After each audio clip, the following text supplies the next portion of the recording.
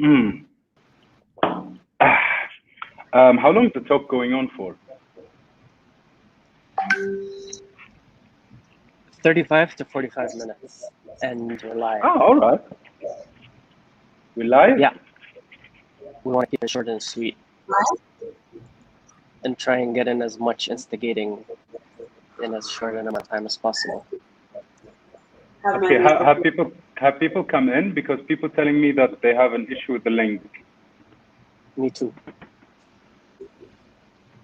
Let's. And I am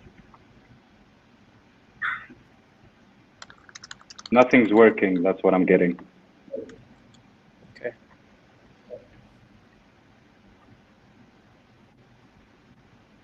Oh shit! There's a new YouTube link.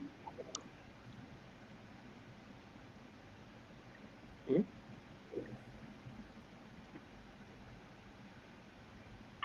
Okay.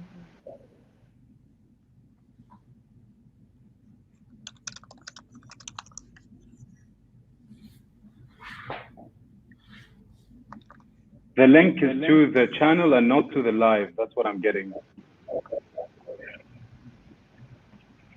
I already sent it out. Oh, it's like they're saying, okay, it's working. Now it's working. Hi, humans.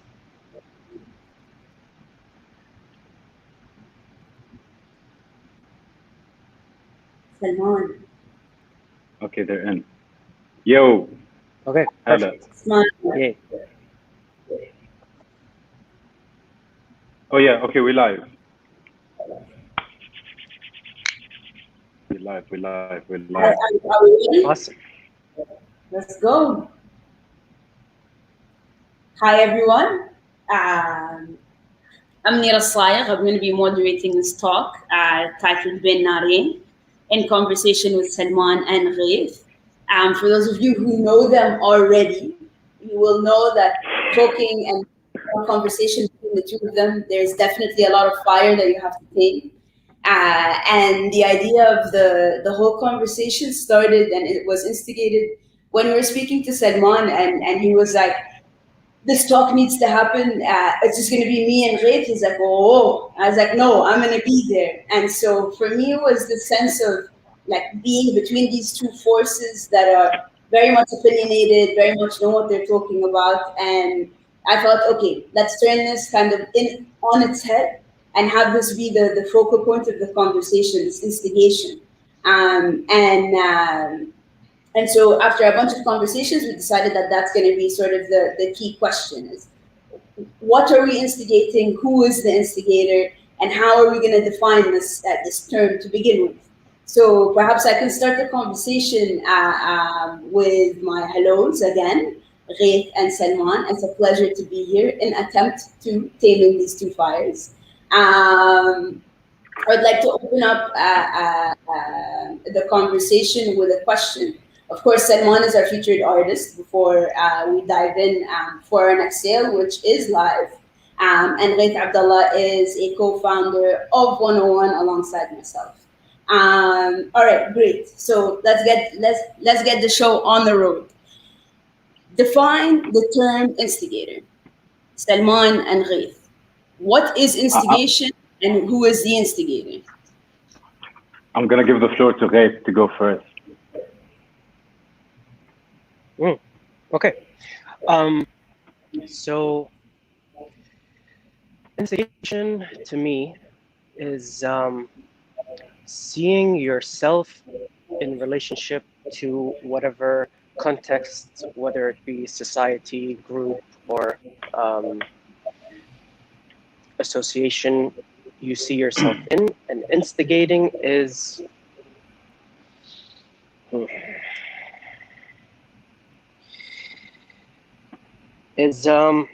you know how like most of the time in life, you know, things tend to be like autopilot, and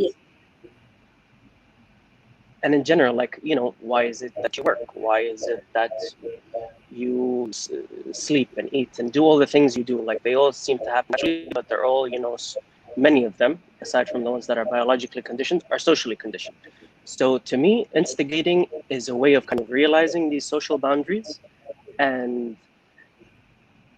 taking an individual approach, or then collective, or take to kind of like address these lines that you, guidelines, boundaries, borders that you live within as an individual. I like the word boundaries, and I'm really interested in boundary disillusion and like breaking down boundaries and kind of, I think about instigation, I think about kind of going about life. We take in a lot of information, we take in a lot of things, and we filter it through our own kind of perception of the world.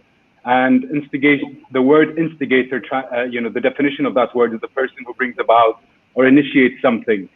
I think about kind of going into the depths of oneself and finding the kind of, finding what rings or seems to be true on the inside and bringing it out. I believe human beings being unique us as human beings being unique, unique in our individuality, and everything we can come up with and instigate and bring out of the thing, our surroundings, is a unique kind of treasure that we can share with others. And as an artist, I believe myself to be an instigator by kind of having a keen eye, looking at society and digesting it through a lens, an artistic lens, where I can kind of take things kind of deeper than face value and present them in a way that can evoke an emotion.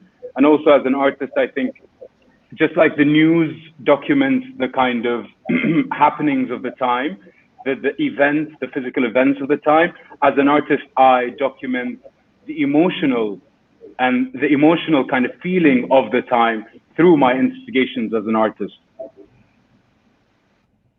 Let me jump in and ask you a question. I'd like to add something. Go ahead. Sorry, before you do, I just wanted to add a quick note.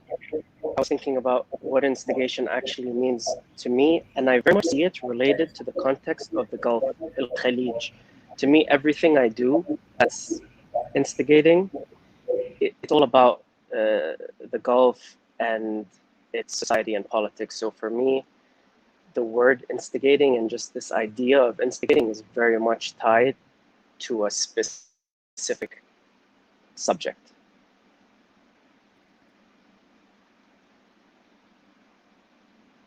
Can you walk us through, I think the details of that is very interesting, Gaith, and I put down a question for you before jumping back to Salman, and I guess this question is open to both. Is this instigation or is this social activism? Is my question, and why is it that? And I think it's very important to be able to reframe things in accordance to who we are in the Gulf, because things move in a different way here. There's a different sort of push and pull, and therefore instigation or activism here is very different to anywhere else. And I would be very keen to kind of understand what that infrastructure is to you and what it is that you're trying to push. And this question is open to Salman and Gaith. I think in relation to what Gaith said about the Khalij. Stab at it. Yeah. Yeah, go ahead, Salman. Go ahead. I think in relation to what Gaith said about the Khalij and how instigation is a really important part of Khaliji culture, we are a tribal society. We've only broken out of tents a few years ago, almost less than, almost 100 years ago. And that's something really important to keep in consideration. I feel like on a biological and psychological perspective, the ego has developed to care about what people think, because once you're ostracized outside of a group, once you are kicked out of a group, out of your tribe, because of thinking differently, you are dead, because you are in the desert alone. So these kind of holding on to people's opinions and caring about what people think is something that is to an extent, that is a very strong part of the ego, which is biologically embedded. And it does take a lot of effort and time to be able to break free from it. I like saying that I don't care what people think, but that's ludicrous, because you cannot not care what people think. You can take it into account, but not live by the kind of expectations of society and expectations of what people think. But kind of, we will all, it will take a long time for us to be in a place where we can remove ourselves from remove ourselves from not looking at ourselves in the context of a group and look at ourselves individually. And I think it is up to us to be able to really discern and know what kind of societal expectations we want to subscribe to and what we don't want to subscribe to. There are a lot of societal expectations that can be of service of us, but not all of them are. Absolutely, and I think that this is it's a valid point, and I think that also societal norms are gender specific, which is a point that you discuss in your work. I mean, you showcase and you highlight this sort of turning masculine spaces into spaces that are more fluid, and also questioning the role of gender within architecture and the architecture of life, and not just literal architecture of space. Go ahead. I have a specific mihrab painting that talks exactly about this one, and it's this painting where you have a kind of a skeleton that is dead wearing the hijab. It is as though culture is something that is valued to the extent where it almost seems as though people live with their culture as though they will die with it. It is so closely kind of embedded to the point where it is part of the bones, as though it won't rot even after the flesh does. And also using a woman in a masculine space, which is the mihrab. And also like the whole idea of the mihrab work is being matter of fact about things. I find that especially in Khaliji culture, there are a lot of taboos that are almost like blasphemy, but it's not really blasphemous. We attribute the term blasphemy to a lot of things that are not really blasphemous. It is okay to have a discussion about things. It is okay to continue exploring different ideas. Not everything is like black or white. There are, we can open the doors for discussions about things, and kind of even the fact that this art exists, that even the fact that an artwork can exist that disregards or disagrees with this provides a balance. It doesn't have to be all like this. It can go up and down. It can even reinforce those that believe in the kind of rigidity of culture and rigidity of dogma. It can, you can come and disagree with me and then disagree or agree with me and strengthen your stand on what you believe. I think rigidity is a very interesting concept. Go ahead, G. About rigidity, I think going back to what Salman's saying about culture, I see it with a small c, as in culture is what you make of it. And in the current Khaliji context, our culture is very much, in some ways, restrictive to certain things, especially when it comes to thought and expression.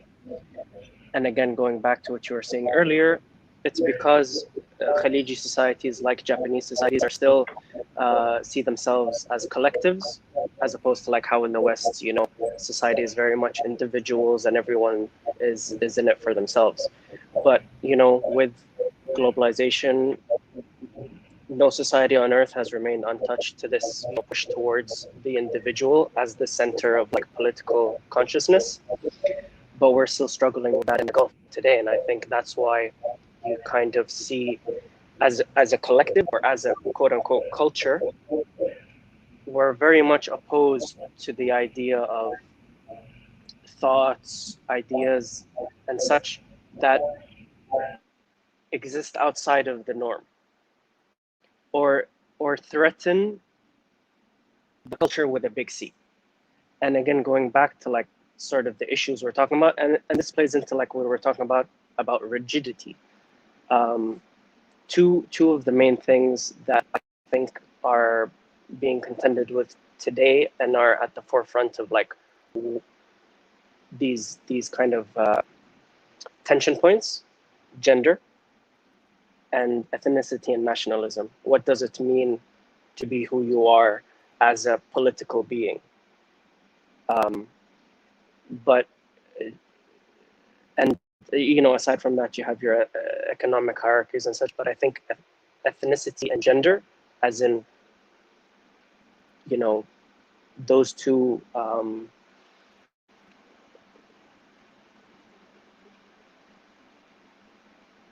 frameworks, I think right now are going through some very interesting tension, where you have the mainstream conservative ideas trying to reinforce traditional ideas of gender, and then artists like Salman, who are kind of, you know, trying to bring in more progressive ideas. I want to piggyback on what Gaith and Salman have been saying, and I will then open the floor back to you guys. Gaith, I really like this idea of big C culture and little c culture, because I feel like little c culture is perhaps where we fall under as 101. And I don't think that there's a clash between big C and little c. I think that there is this synergy that needs to exist. Like 101 needs to exist in order for something that is going to be that it's going to be propelling forward.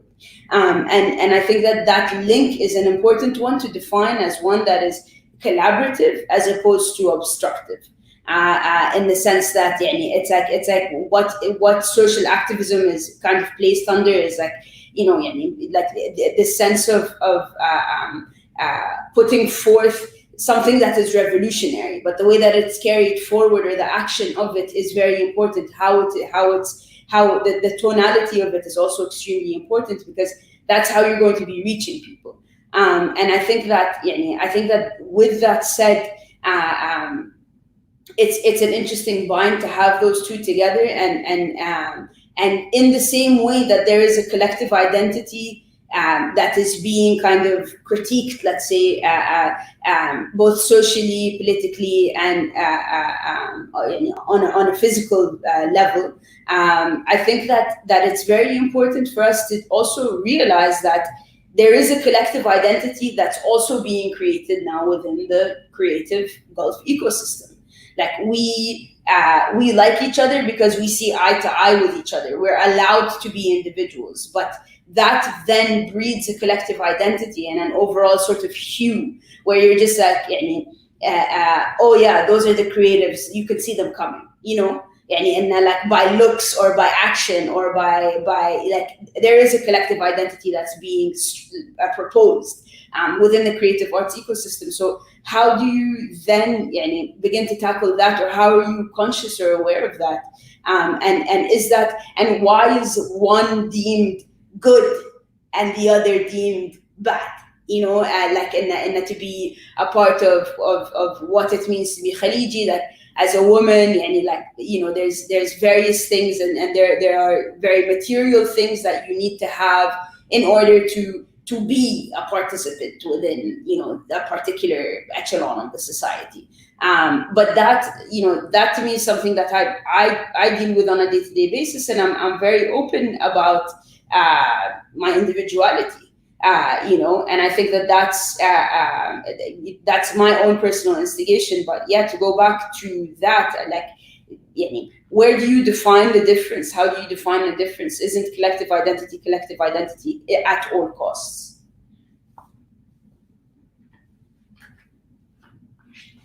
Thank you. You're welcome. I think when we think about, I mean, and a buzzword that is very famous right now is echo chambers, and that's kind of what we live in, given kind of the algorithms and social media that create the world for us, where we are only, and I know that I am a victim of that. I follow specific kind of accounts on Instagram, and I read specific things, and I am in a bubble. And it's also, it's interesting when there is, I feel like now, especially in 2020 after COVID, while we're at home, living vicariously through screens and vicariously through other people, it becomes a bit weird when we are in this bubble and then we peep out to see what's happening in the real world and then come back in. And when we go to the real world, it seems kind of unfamiliar and weird. And I go through that because kind of I surround myself with people who, or I mean, I try to be around a diverse kind of, I like to diversify the people I speak to and see but I think it's inevitable, and this will only continue to become to grow more as we kind of become more technologically based. We will find ourselves in bubbles where we are only around the people who agree with us, and it's kind of challenging to be in a. It has become more challenging to be around people that disagree, and I think it is important to be around people who disagree because again, going back to what I said, it continues enforcing the things you agree with, or gives you another kind of perspective on what's happening, and that's kind of and I also want to say that a theme and a thing that I've been working with the mihrab paintings is the kind of notion of worship, because I am kind of putting characters and figures in the mihrab, which is a space, which is a space in a mosque, a space of worship. I want to tackle what Gaith spoke about kind of the idea of taboos, and how there are things that there are things and ideas that we don't necessarily speak about.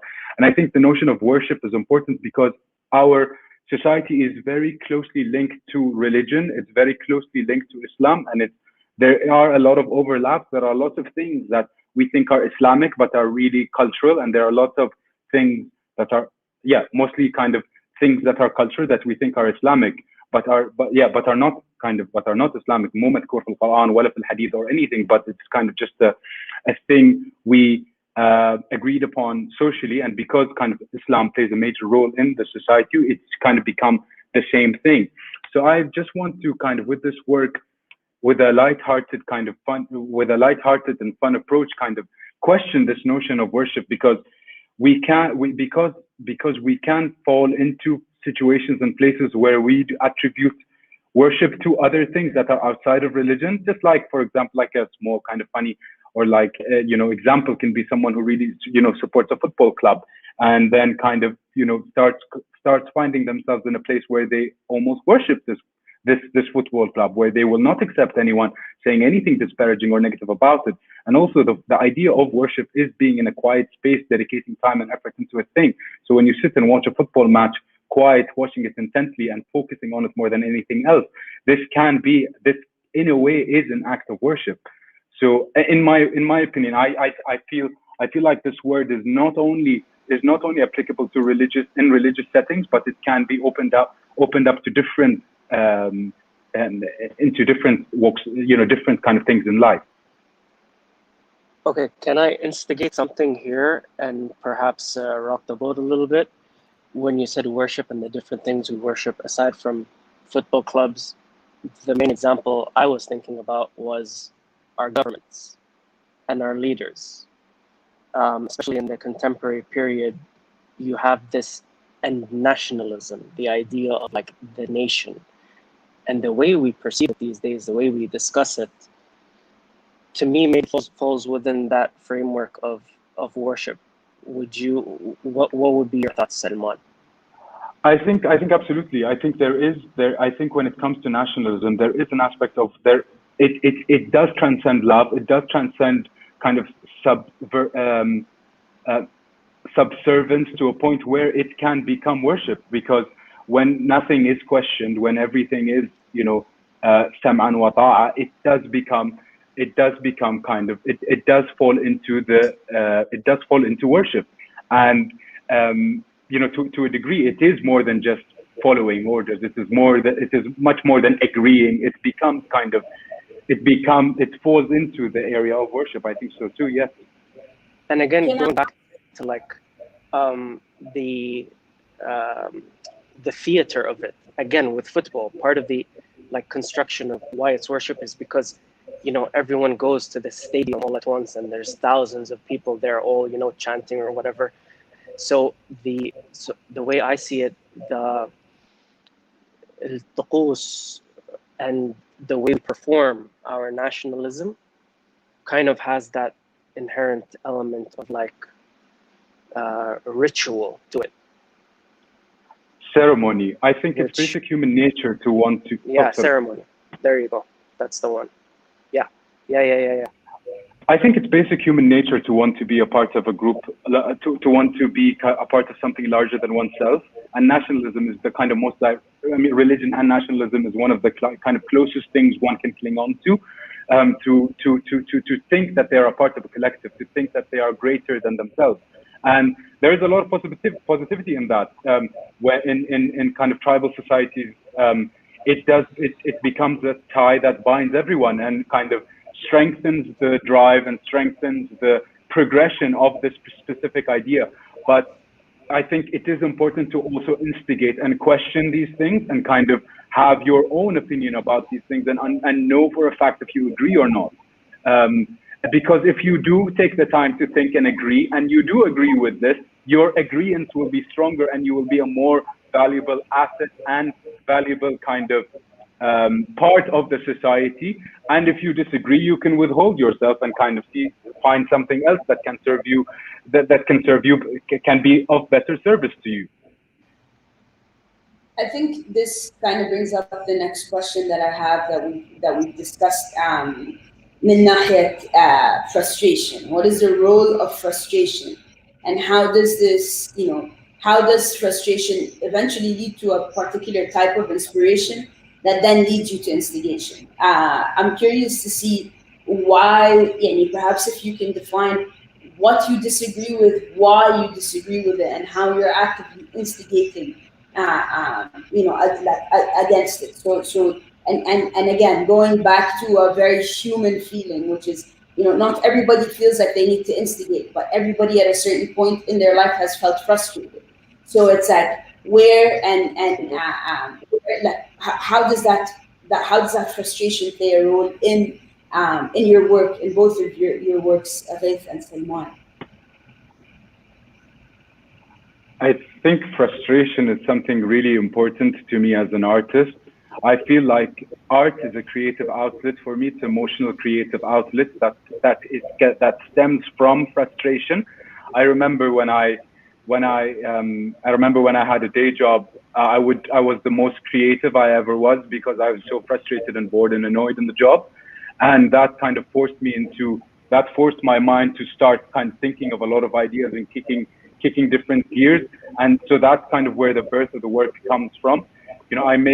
I make work out of a kind of emotional calling, not an emotional calling, but also like a spiritual calling where I allow the work to flow through me. But that kind of drive to kind of come to the studio comes from frustration.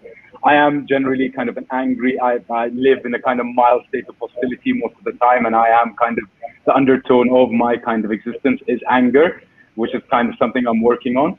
But that kind of fuels me into wanting to make work. Disagreeing and agreeing is something really important. I always believe I have the option to disagree. I find that with a lot of the people I know and my friends and kind of conversations I have, a lot of people kind of don't allow themselves the opportunity to disagree. I always allow myself to have the opportunity to agree or disagree. So I find that there are some issues and some topics and some things that people are like, oh, I can't agree or disagree. This is like done. It's like, no, nothing is done. You can agree or disagree with anything and everything. And again, this is only if you agree, great, instigate and make sure that you agree and agree stronger and be better at your it's a chance to be better at your agreement. And that's kind of where I found myself. I found myself following something, and then in following it, I wanted to continue instigating and continue thinking about, okay, I think I agree with this. Do I really agree? And when I looked deep into it, I found that I don't agree with it. So I decided to kind of invest my energy somewhere else, because I cannot be good at the thing I half agree with. And so that is a way to kind of excel. That is a way to become better at what you're doing, is being sure you agree with what you are doing, being sure that you take time for self-reflection, for making sure that you are on the right path. And that's kind of what Gaith was talking about in the beginning, about being on autopilot. We find ourselves, there's a difference between being on autopilot and being in flow with the universe, in flow with the force of nature. So when you act in love and truth and express yourself authentically, you go authentically with the flow of nature, you become nature, you become like a tree. Because as human beings, we have spawned out of this world and haven't come into this world. There's a difference between coming into this world and being in debt to this world, and coming out of this world to collect the debt in this world. And this debt is life. You came out of this world just like a tree has come.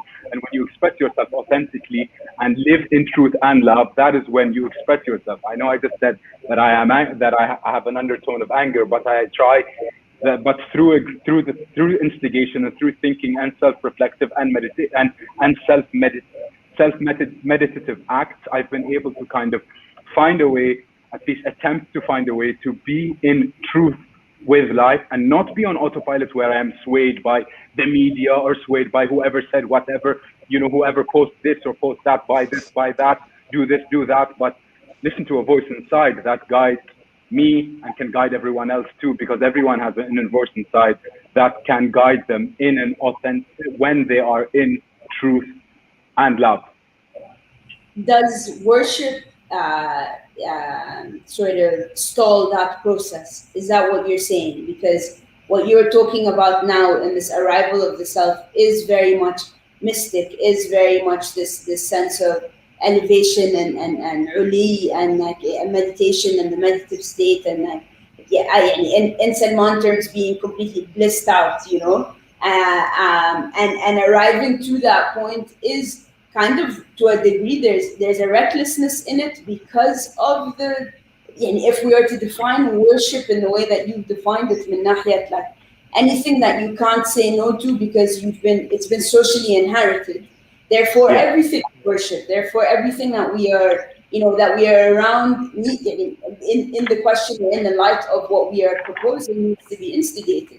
So I'm curious to see like how those roles kind of that blend over, like the role of worship again, like is within that you are seeking to be a part of a greater whole, and in the same way that when you are on a mystic sort of route or path, you are arriving to that in kind of the same way, in that recklessness and in that ruthlessness, because I think ultimately what we need to consider is this notion of the only truth being the truth of perspective.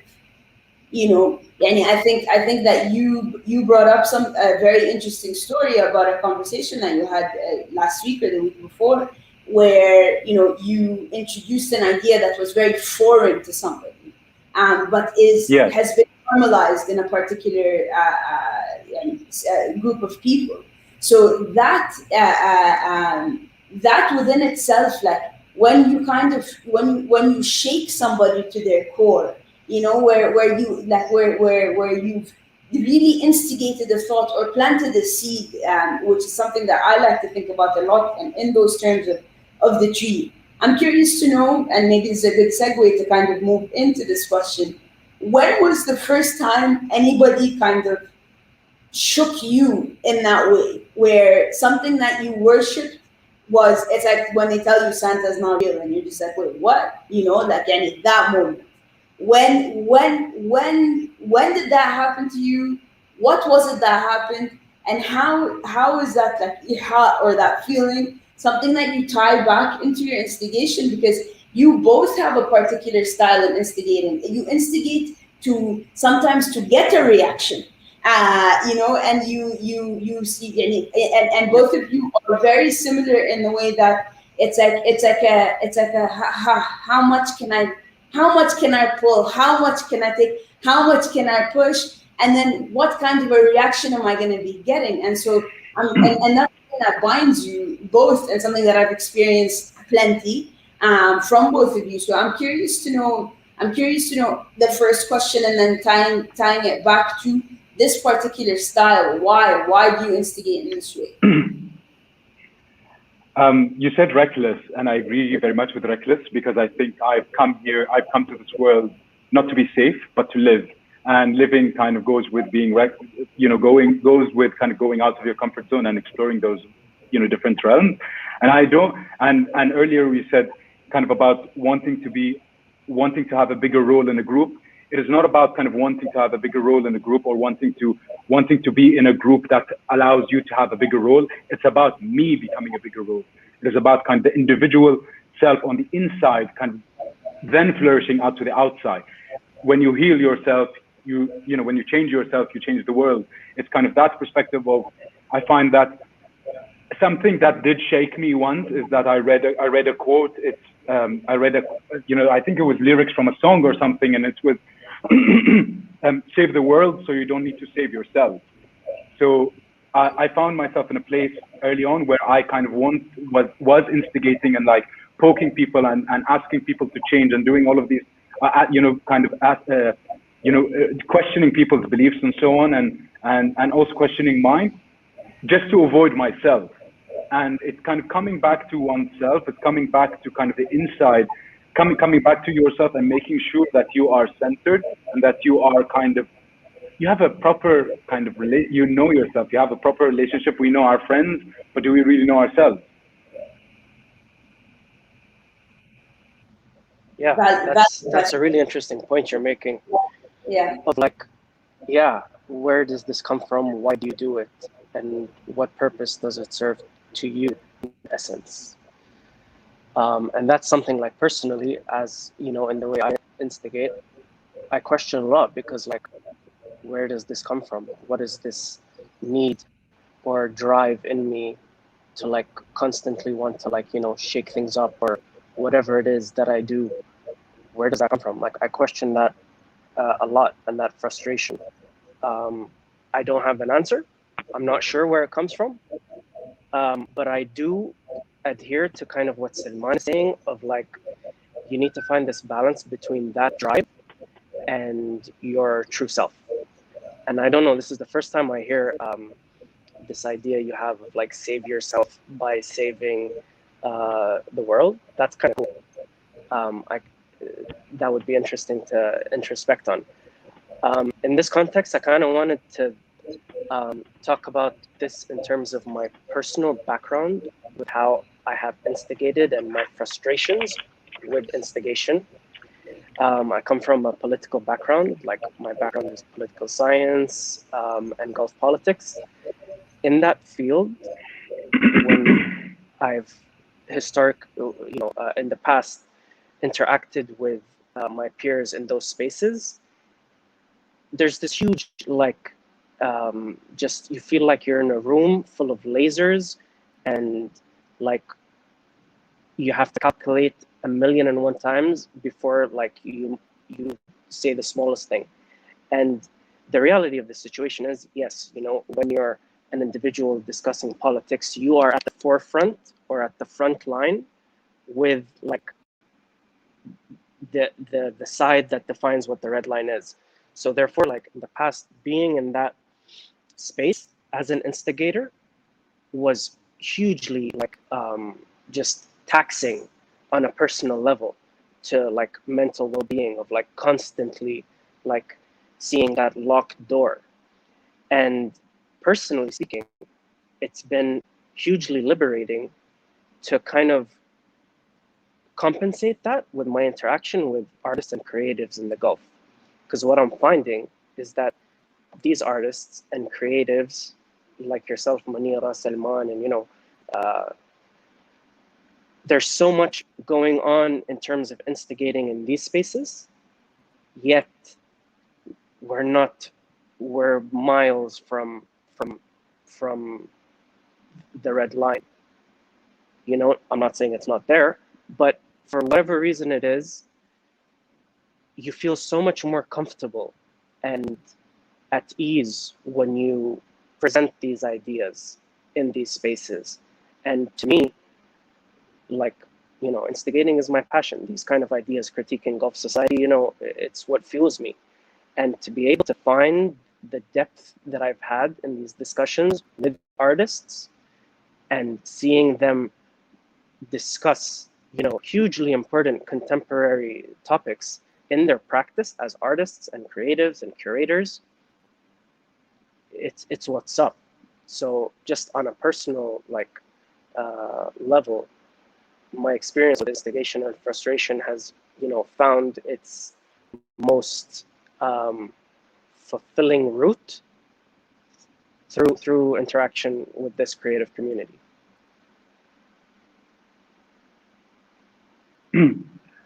Yeah, absolutely. I really like what you said about the lasers, Mun. and that's something that is.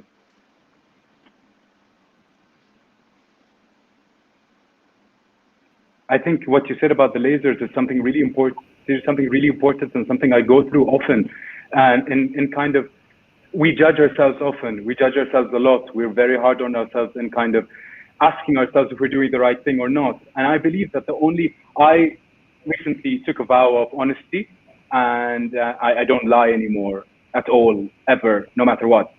For the past months, I haven't lied ever. I lied about like an avocado sandwich once, and I still regret it.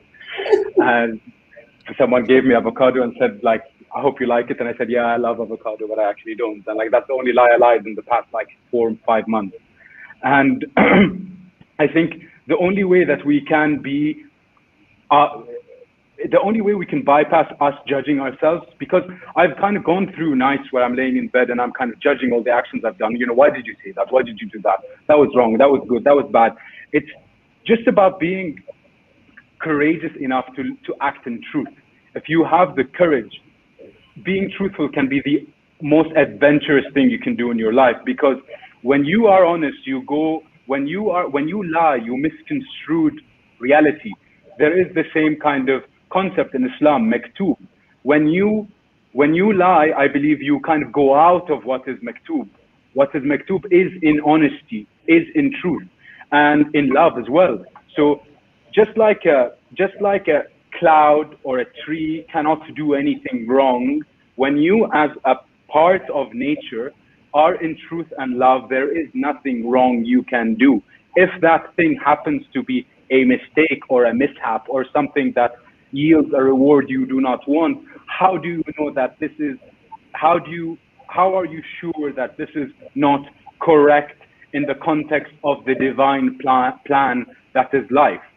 And also, to answer what Gaith said about kind of artists talking, there's a quote by Terence McKenna that says, the artist's task is to save the soul of mankind, and anything less is dithering while Rome burns. Because of the artists who are self-selected for being able to journey into the other, if the artist cannot find the way cannot be found. So an artist can be a painter, can be a designer, can be a philosopher, can be a politician, anything creative. When a person or an artist brings something that doesn't exist into the world, brings something from the other side that can be a gift to humanity, that takes us forward. And I think if we can kind of adopt this mentality in anything we do, you know, إذا عملت شيء أتقنه, you know, you have to be excellent at what you do. And excellence comes with honesty, truth, authenticity. You know, decency is the absence of strategy. When we are strategic with, you know, I'm going to speak this specific way and say the specific thing and all of that, this is all strategy, which leaves you in a place that can be indecent. I think, just so everyone knows, Salman is now on board as a Engage 101 spiritual advisor. Yeah, so if anyone's interested in more mind-blowing revelations as such, you know, workout tips too. Yeah. Yes. I just remembered something I kind of wanted to bring up in this talk, and I want to do that before I forget. It's a little bit of an answer to Salim's question of why do these spaces allow for the most instigation. And so yesterday when I was thinking about like instigation and what role does instigation in the artistic and creative community do in a wider sphere, you know, what are the connections between the art world and politics and society at large? I realized in the UAE right now, there's a beautiful example of artists, or at least artist spaces, instigating something that has a huge impact on the conversation at large. The UAE, like Bahrain, has recently normalized relationships with Israel. And so on a government and, you know, popular society level, that's where we're at. And all of the talk of like, you know, being anti-Zionist, etc. We're over. We've normalized, we're now best friends. However, a few weeks ago, I was in Sharjah, and I saw a show called Unsettled Objects at the Flying Saucer. And this is an example of how these artistic spaces, because they're a little bit, I don't know, they have a little bit more freedom, can kind of show you a little bit of an underlying truth that you're not seeing on the surface. One of the works, or a series of the works in that show, was by a Palestinian artist who worked in the heyday of the modern period and in the 70s, and their work was heavily, critical of the Zionist project, Israel and stuff. So you see images like this being shown of the Star of David on a missile being, shot down at a bunch of resistance fighters who are Palestinian. Seeing imagery like this publicly displayed in Sharjah is amazing, because it's showing you how much art and these spaces can have a role to tell different narratives. And I think this is a beautiful example of how the space of art and culture can instigate, or at least, counteract these other, more rigid, restrictive, set in stone spaces where we thought normalization, Israel is now our best friend. To see works like this up on display, it was like, oh shit, no, we have a history of being anti-Zionist and, pro-Palestine and stuff. And to me, that's what's amazing about instigation, especially within the arts. Yeah. Put your beliefs to the test, man. Just always. Just put your beliefs to the test. Allow things to come in and disagree with what you believe in, and look at it and take a break from it, man. It's exciting. It's definitely exciting, but it's also terrifying sometimes, because when you kind of derail in that way, you're derailing. And I think that's for me is a fundamental truth. Like you're talking about fundamental truths. Like a fundamental truth for me on a personal note is derailing. Like is everybody's going right and Munira's going left. This is the usual technical behavior of tekwinti, from growing up. And I think that it's like when I left my day job, I was told, there's no way you're gonna do anything with your life without the institution. And I was like, test me, try me, and let us discuss this when we can. And I think, Gaith, you make a really important point that's gonna kind of bring me to the final question to kind of wrap this up. But this sense of instigation as conversation is what is up. I think it's so exhausting to have conversations where the other side's not listening, because that's not productive, as you were saying, Salman. But then to have a space, and where else is it safer than the arts ecosystem to have these conversations? Where else is it as truthful to have these conversations as the arts ecosystem? It's a win-win. It's a place that it's like. I remember somebody asking me why did you study history of art? Well, when I left from my undergrad with that degree, I learned from one image. I learned about religion, society, gender role politics, politics at large, any sort of social issues, poverty, etc. I was able to unpack a whole time of a particular place by looking at a Safavid plate, you know what I mean? And it's like this is very important. It's very not to kind of turn this into a spiel, but and I feel like everybody who's here already agrees that art is important and is in an important place. But utilizing art as a conversation starter, as a mechanism to instigate, in order to get that conversation going, is very important. And Gaith, I think you made a brilliant, you put forth a brilliant example. With that said, I have two questions that I would like to close off with. One is the question of language.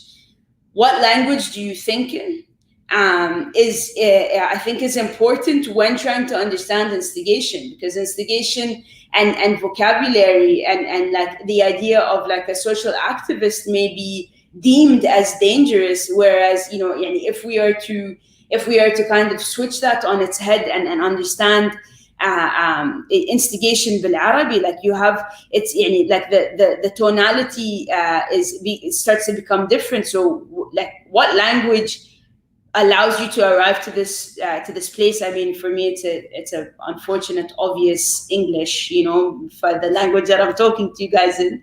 But I think that at times I think in Arabic, and I think when I think in Arabic, it's like when I am fiery, I think in Arabic. When I am at this heightened state of like, you know, need for expression or high emotions, I think of in Arabic. And I'm curious to know, you know, what that language is for you, and then to tie that back to the overall closing question, because I'm trying to keep track of time, and I can't believe you've given me, out of all people, this task.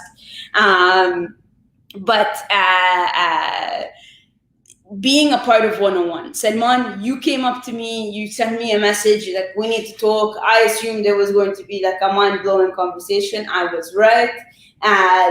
But then the conversation led to this conversation of having you as a featured artist on these particular pieces that you've already started thinking about. And I thought it's very key for us to have, you know, to have you on board and to have this Mihrab series showcased during Ramadan.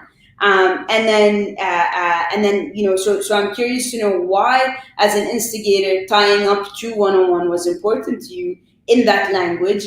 And is the language of 101 important to you? Is that why you're here? Is that why you reached out? I mean, both of us are friends, so all three of us are friends. And so I'm curious to know, outside of that friendship, what propelled you there? And Gaith, also for you, like, I think it was, there are times where you make immediate decisions, and this was one of those times where you were like, hell yes, you know, we need Salman on board. And so as the co-founder of 101, you know, how has 101 served you to instigate, or allowed you to instigate, and how has bringing Salman on board pushed that forward? Shukran.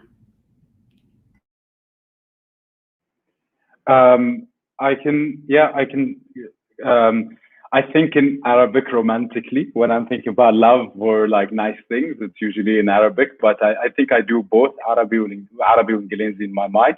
I answered the question earlier with just English. I like my philosophy in English because I obviously read philosophy and like psychology and etc. in English, so I kind of think about it that way. But then when I have conversations with myself, it's mostly in Arabic. I mean, it is both at the same time. Sometimes both of them speak to each other. You know, the person in English speaks to the one in Arabic. There are a lot of people here, and a lot of people have different voices and different, you know, languages and so on. So it's a very complicated answer to that question when we're talking about voices. Lakin, about Engage, man, I really love kind of what's happening with Engage, and I love what's happening with the kind of art scene, and us taking matters into our own hands and doing our own thing. You know, because the gallery scene has been well established a long time ago, and it already has a system, and they're already kind of doing what they're doing. And to kind of bring a new flavor into the space, and kind of, I like the idea of the grassroots of taking matters into your hands. You know, I'll do it myself. And the same thing happened when you came to Bahrain to my open house exhibition, where I wanted to have an exhibition for a series of work that I had, and I didn't find any exhibition spaces here in Bahrain. So I was like, you know, fuck it, I'll do it in my own house, and I did, and it was great. And this is kind of what I see with Engage, and kind of you taking matters into your hands and being like, we will establish our own point of view, something that aligns with our vision, what we think is the best thing we can do, which is in line with truth and love. And I also just love, I make huge artworks usually, so you see this gigantic mihrab. So when I make you know, big series, I make smaller paintings, because I like the idea of infiltration. I like the idea of kind of these paintings hold emotions, hold feelings, hold ideas, and I want them to be in different spaces other than mine. I want them to kind of, you know, move around and be in different spaces, kind of, so to spread that idea, to spread that message, to literally physically spread the love through the work, going to different places. And I think this is a really important aspect of the work, because my work only fulfills its life when it reaches someone, when it is on display being viewed by someone else in a space outside of mine. I can always invite people to my studio to come to my work, but to have someone live with this painting, to look at it. So there are a few, there is a painting of this Mihrab series that I am keeping for myself, because it is something I look at that inspires me, that reminds me to kind of remain lighthearted, to be in truth, to be in so on. And it's something I'm going to hang and keep in my room, where I will look at every day, that will serve as a reminder. And that's kind of what I want, what I would love to be able to do. This is my life goal, is to be able to kind of take these ideas that I believe that are in love and truth, and spread them with the different people who can look at them and also be in love and truth with them. So there are a lot of people who have my paintings in their collection, or in their houses, or in whatever, and they look at them and they keep telling me, man, I look at this painting, I feel alive, I feel good, I feel happy, I feel inspired, I feel whatever, etc. That's what we want. We need all the help we can get, kind of maneuvering through this life, and to have an image that is charged with energy and emotion, because I really do put in a lot of energy and emotion into my work. And you will, for whoever gets to see these works in person, they do vibrate and let out a kind of energy from the painting, but also from the style of the work. And that's what that's my life goal.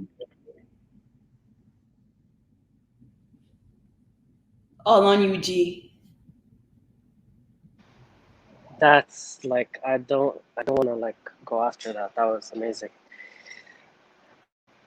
Yeah, I concur. I've seen the big mihrabs in person, and they do give off this aura. It's fascinating. Just for reference.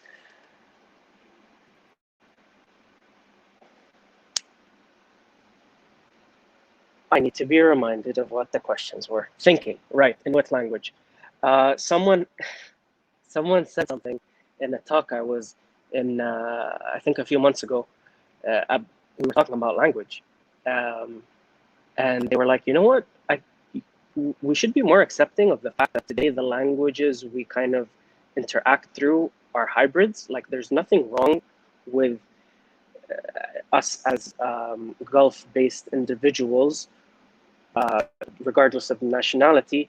There's certain words we understand and use in Arabic, and there's, our predominant like structure is English, but we fit in Arabic words here and there, and it's kind of a hybrid.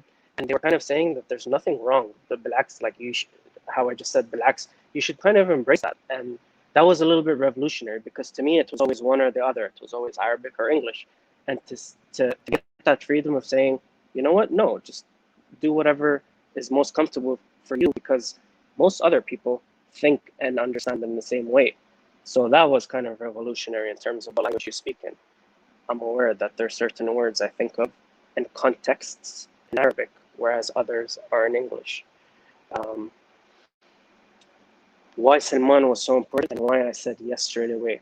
One, because we had previously been very excited and discussed wanting to include Salman in our works, in our work previously in a different context. So always as an artist, he was an artist that I know we were interested in working with. But then when he pitched this idea of mini mihrabs in Ramadan, come on, like there's nothing else you need to say. Like, it's perfect, it's everything. It's Salman in a nutshell. So yeah, it was just,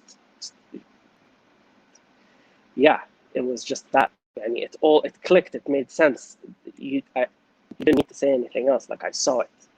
And again, just to reiterate why, like, what I find most interesting about Salman is, aside from the aesthetic, which is very playful and fun and easy to look at and enjoyable aesthetically, it's the substance. Like, Salman is one of the most interesting artists to me who looks at contemporary Khaliji culture, among other things. But to me, contemporary Khaliji culture, which is something that's very valid and important to be dissecting and criticizing and looking at, Salman is one of my favorite artists who does that, among many others who are peers of Salman, and they interact. And that's, again, a beautiful thing of this, the artists engaging and interacting. That's what's up to me. One point I wanted to bring up about how amazing it is to be working within the art space. I just am very keen and aware the value here being in that it's multidisciplinary. What's most amazing about the art space is that it's literally, I don't know, a vacuum, a black hole that every single other discipline is able to engage with. Some of my favorite artists are scientists, are fucking scientists. Like the work they do is literally science experiments, but it's art. They're anthropologists. They're, political. They're philosophers. So that to me is most interesting, and especially linking it back to a Khaliji context where things right now, like we're in a moment where like so much is happening. And I feel like the artist space captures it so interestingly, if that's a word.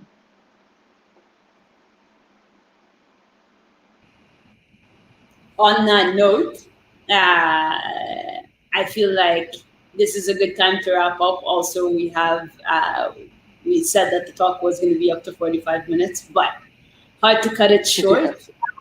When you are in the presence of these two gentlemen, I think the idea of the talk was to kind of begin to frame this role of instigation, for you guys to begin to think about instigation in your own practices, and also like kind of deconstruct and reconstruct for yourself what it is that you're looking for. This is also a sneak peek into what we are showing with the exhibition that is now live on our website, which is running on the banner 101.org. Yes. And for more kind of specifics about what Gaith was talking about with regards to kind of Salman's work and the breakdown of Salman's work, we're going to have a talk on Wednesday at 9:30. 9. I will ask you guys to check our Instagram account because that poster is going to be up very soon. Wednesday, mark your calendars, a talk with Latifa Al-Khalifa and Salman. It's going to be a crit that is breaking down Salman's concepts and conceptual basis. I'm very, very excited. And we'll be kind of going thoroughly through his work in conversation with this instigation that's going to be started through Latifa and her thoughts and her perspective. The term Khaliji gaze is one that is going to be also dissected. So I highly encourage everybody to be there on Wednesday, inshallah. And I appreciate everybody's time. I am just going to quickly check to see. We got a lot of love. So all of the love that we got has been reciprocated back and sent back to everyone. COVID-free hugs, lots and lots of them. Where is the balance between individual political consciousness? Hi, Tara. I think that question was answered. That we did a little bit of an unpacking. There's definitely an overlap of culture and religion in our society, 110%. Like I think that those two things are very much tied in together. Did worship come before the state, or did the state facilitate these ceremonies of worship? Salim coming in with them questions. Does anybody want to answer this? Which question? The question, did worship come before the state, or did the state facilitate these ceremonies of worship?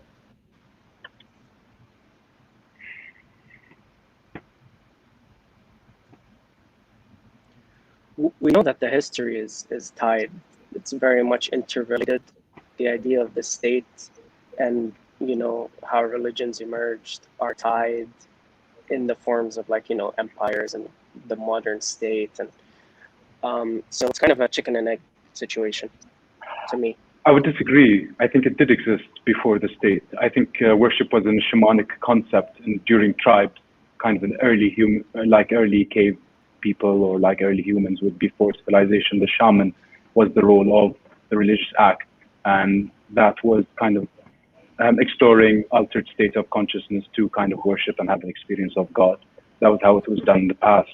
And I think that then became institutionalized and formalized into worship, as opposed to kind of worship in the past was metal and dancing around the fire. That was kind of the ceremony of worship. So you would say that the state formalized the way that we worship? Yes. Okay, interesting. That's very interesting. Or the formalization of worship led to the state adopting and applying it. It formalized itself on its own, but then found a home within the state. So I'm going to use this next question that Tara is asking as a segue to continue that thought, and I think that would be all of the questions. But the idea of control, I guess, or what Tara has used here as fear, I think that so are you stating that worship created itself, because people generally have that tendency or ways to worship someone? Where does that fall under the realm of, and has that fallen under the realm of a tool for control that could be used through fear? I would agree to an extent with that, Tara, but I think that also control is not just fear-based. It's also shame-based, for example. Fear and shame. Like societally. And perhaps the two cross over, but I'm curious to know how, and it's like those two things, fear and shame, are things that when non-arts people are around arts people, they are afraid to talk because they're ashamed of what they might think, because they think that they are not at the same sort of thinking level, let's say. So where and how does worship differ in those contexts? And then let's end it there, because we can continue going all night. All night long. Fear and shame are the strongest negative emotions a human can experience. Anything. Fear and shame, nothing hits harder than fear and shame. Nothing. A human, if you're human, fear and shame will cripple you. And to counter that with love, love, gratitude, and compassion. So the most positive feelings you can, or the most kind of enriching, enhancing, vitalizing feelings you can feel or soul nourishing is gratitude and compassion, whereas fear and shame will break you if you let it. Don't let anything break you, Salman. Nothing. Nothing ever, never, never ever. Yeah. Nothing. Live up, never give up. Say it better. Live up, never give up. Super. All right, Gaith, if there's anything that you want to add to this before we close up. I think this was great. All right, and super. Thanks everyone for being here. Thank you, everybody. And the Zoya behind the scenes, our Engage 101 ninja. Yeah, Zoya's our first intern on the 101 team. Just a quick shout out, since everybody else has gotten shout outs. Of course, you know Danny, yes, and Noor. Also Danny and Noor. And the 101 family is slowly expanding, and we're very excited to have this expansion take place, and for more instigators to come on board and to instigate us, which is like one hell of a job, I think, and we appreciate you. So thank you for making this talk happen, Gaith and Salman. It's been a pleasure. I was afraid it was gonna get too rocky, but we got it handled. Have a great night. Bye, guys. Thank you. Thank you.